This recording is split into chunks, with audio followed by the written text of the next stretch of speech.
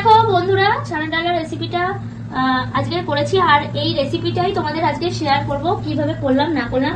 আর দেখো ভীষণই সুন্দর আর কি সুন্দর নরম হয়ে আছে, সত্যি গরম গরম। তো চলো রেসিপিটা দেখানো যাক, টাইমটা নষ্ট না করে। এখন ঘড়িতে বাজে দুপুর 1:30 আর শুভ দুপুরবেলা আমার পরিবারের সকল সদস্যদেরকে। তোমরা সবাই কেমন আছো? আশা করছি ভালো আছো আর সুস্থ আছো। মন্দিরা বৈশাখী কুকিং চ্যানেলে সবাইকে স্বাগত জানাই। আর আজকে আমি করছি ছানার ডালনা, আর সাথে একটা ছোট্ট টিপস দেবো, আর সেই টিপসটা রান্না করতে করতেই দেওয়া যায়। তো চলো, এই যে আমি ছানা নিয়ে নিয়েছি আর ছানাটাকে ভালো করে একদম জল চিপে নিয়েছি। আর ছানা তৈরি করার রেসিপিটা অবশ্যই তোমাদের একদিন দেখাবো কিভাবে ছানাটা তৈরি করতে হয় বা তৈরি করা হয়। তো আমরা তো সবাই চাই না যে দোকানেরটা অনেকের পছন্দ হয় না, তারা বলে যে বাড়িতে একটু ছানা করে খাবো। কিন্তু আমরা অনেকেই আছি যারা নতুন বিবাহিত বা যারা এখনো পর্যন্ত জানি না ছানাটা কি করে তৈরি করতে হয়। তো তাদের জন্য অবশ্যই আমি দেখাবো যে কিভাবে ছানা তৈরি করতে হয়। সেটা আজকে নয়, সেটা অন্য কোনো একটা রেসিপিতে। তো চলো আজকে কি কি নেই এর মধ্যে আর কি করে ছানার ডালনাটা করি সেটা তোমাদের দেখাই। তো এই দেখো ছানাটাকে নিয়ে নিয়েছি, আর এবার এর মধ্যে এক এক করে আমরা যেগুলো নেব সেগুলো দেখাচ্ছি। তো এই দেখো নিচ্ছি, সবার প্রথমে একটু ময়দা নিয়ে নেব, না হলে ময়দা না নিয়ে যদি ছানাটাকে বড়া করে ছাড়ি না তাহলে হচ্ছে ছানাটা ইয়ে হয়ে যাবে, ছাড়া ছাড়া হয়ে যাবে। ওই জন্য ময়দাটা হালকা একটু ময়দা নিয়েছি যাতে বড়াটাকে পুরো টাইট টাইট হয়ে থাকে বড়াটা। আর খুব সামান্য একটু চিনি নেবো, নিয়ে নেবো ধনে গুঁড়ো, গরম মশলা গুঁড়ো,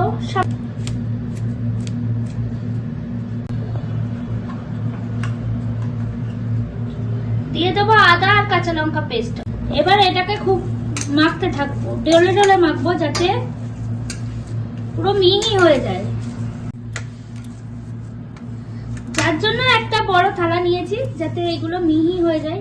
এই যে হাতের তেলোটা, এটা দিয়ে এটাকে ডলতে থাকবো এরকম।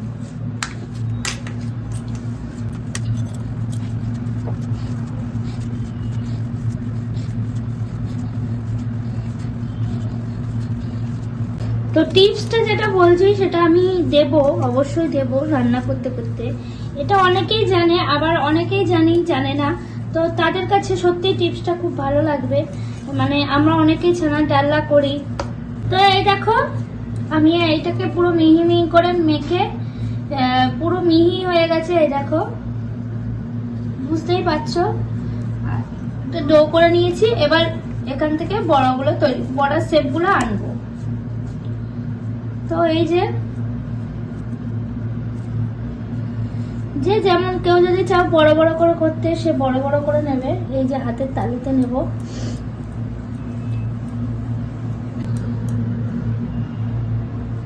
তো এই যে আমি এরকম করে করে করে নিচ্ছি।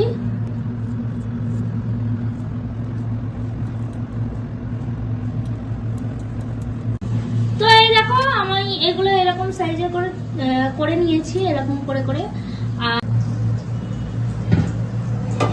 আমি এবার এই বড়াগুলোকে ভেজে নেব।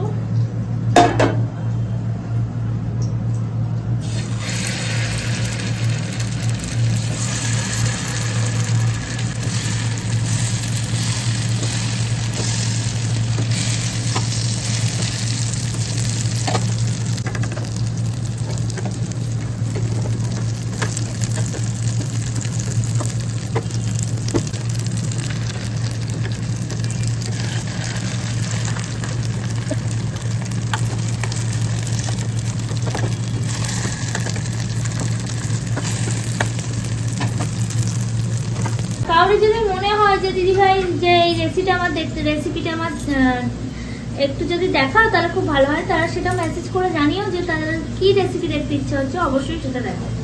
ওটাও হতে থাকুক, ততক্ষণ পর্যন্ত চলো মশলাগুলো একসঙ্গে করে নিই। আর এখানে আমার আছে মগজ, কাঁচা মানে লাল লাল দেখে কাঁচা লঙ্কা নিয়েছি, আর হচ্ছে আদা।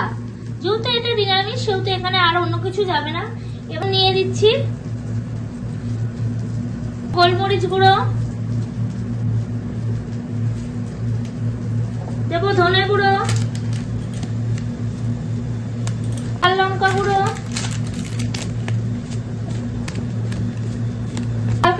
মশলা গুঁড়ো, জিরে গুঁড়ো দিয়ে এটাকে এক করে নেবো, একটু মিশিয়ে নেবো।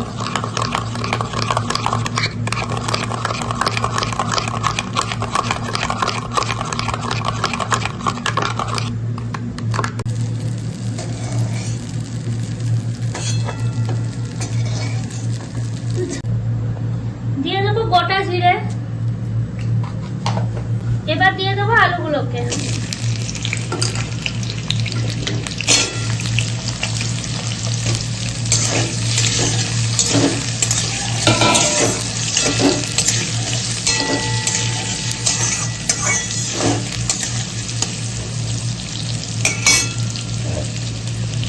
আর যে কথাগুলো তোমাকে বলতে চাই তোমাদেরকে, 8 থেকে 80 আমরা সকলেই খেতে ভালোবাসি।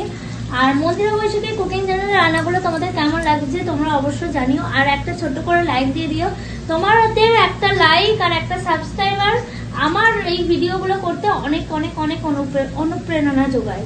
তো আজকের রেসিপিটা দেখতেই পাচ্ছ, ছানার ডালনা।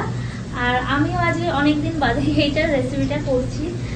খুব কমই খাওয়া হয়েছে ছানার ডালনাটা। তো কেমন লাগছে আর টিপস অবশ্যই বলবো, যে টিপসটা বলার সেটা হচ্ছে এই যে ছানাটাকে আমরা মাখলাম। অনেক সময় আমরা কি করি, অনেকে যারা জানি না তারা ছানাটা শুধুই মেখে ফেলি, দিয়ে যখন কড়াই দিই তখন ছানাটা সেই পুরো ছ্যাড়কাটা হয়ে ছেড়ে গিয়ে পুরো নষ্ট হয়ে যায় জিনিসটা। তো সেই জন্য বলবো তোমরা একটুখানি যেইটা দেখলে যে আমি একটু ময়দা দিয়ে নিলাম, সেই ময়দাটা তোমরা একটু দিয়ে নেবা। আর আজকে টিপস ছিল এটাই। তো যেহেতু এই রান্না সেহেতু এইরকম একটা টিপসই তোমাদের দিলাম। আর কাউরি যদি কোনো রান্নার মনে হয় যে এই রান্নাটা করে রেসিপিটা দেখাবা দিদি, তো এই দেখো এটা একটু জল দিয়ে নিয়েছি। আর এইটা এবার আলুটা ভাজা ভাজা হয়ে গেছে, এটা এবার দিয়ে দেবো।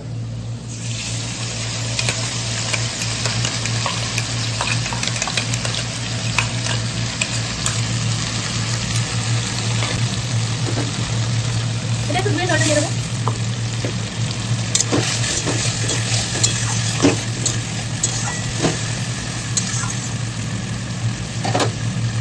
তো এই দেখো তরকারিটা কষানো হচ্ছে। এবার আমরা আর একটু গরম জল দেবো, দিয়ে আর একটু কষিয়ে নেবো।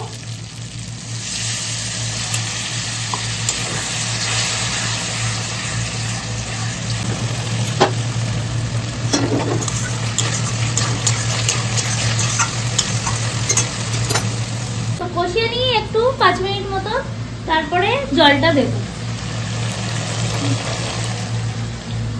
তো এই দেখো আমার তরকারিটা পুরো কষানো হয়ে গেছে শুকনো শুকনো করে। এবার আমি গরম জল দিয়ে দেবো।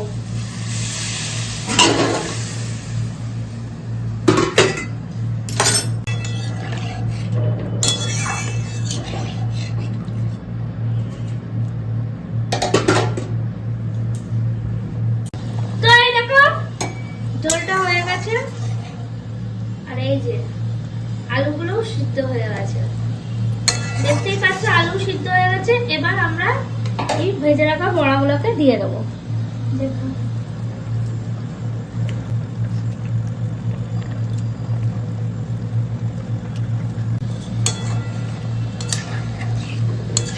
তো এবার এইটাকে একটু নাড়তে থাকবো। তো দেখতেই পাচ্ছ ঝোলটা ফুটে উঠেছে। এবার আমি দিয়ে দেবো গরম মশলা আর দিয়ে দেবো একটু ঘি।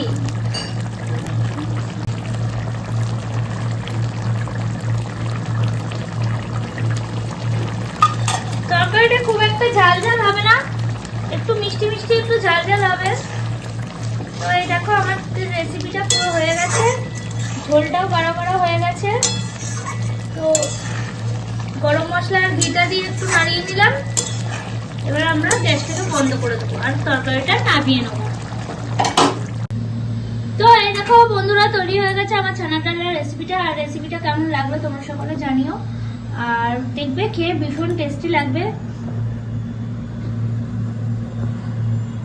আর তোমরা অবশ্যই অবশ্যই অবশ্যই ছানার ডালের রেসিপিটা একটু ট্রাই করে দেখবে, ভীষণ সুন্দর লাগবে। নিরামিষের দিনে তো মানে বলারই কথা না, এতটাই সুন্দর লাগবে।